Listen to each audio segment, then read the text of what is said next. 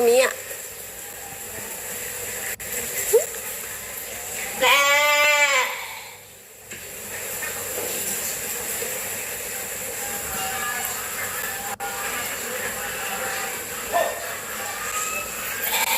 有時當困難嚟到我哋面前，自然就會發現有解決嘅辦法。又或者我哋經常不能喺我哋預計嘅時間裏邊得到我哋想要嘅嘢，就好似失敗咗。其實並非如此。只要我哋能夠堅持我哋嘅信念，成功最後都係屬於我哋嘅。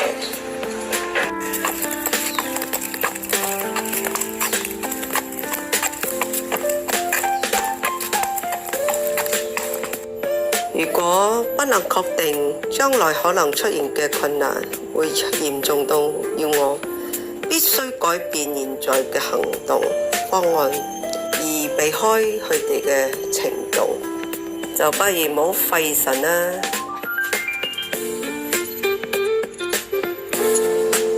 正所謂船到橋頭自然直，只要我哋堅持以思考同行動，唔理前邊會有幾大嘅障礙，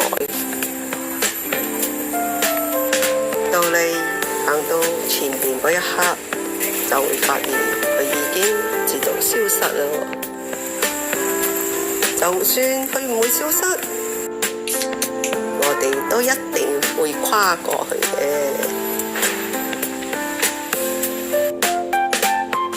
雖然有啲目標唔可以預期實現，但只有能夠堅持按照方法進行思考行動，一定會比預期嚟得更多啦。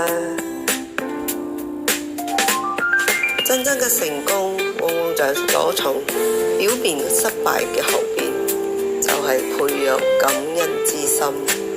要得到我哋想要嘅財富，同時間我哋回報俾別人多於佢需要嘅價值，我哋就會從佢哋嗰一邊就得到我哋想要嘅財富啦。呢個就係稻盛和夫教導我哋嘅利他之心啦。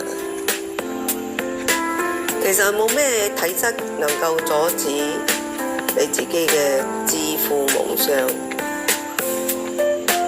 冇理人哋講咩政府啊問題啊、經濟嘅問題啊，或者啲競爭，其實都係一樣。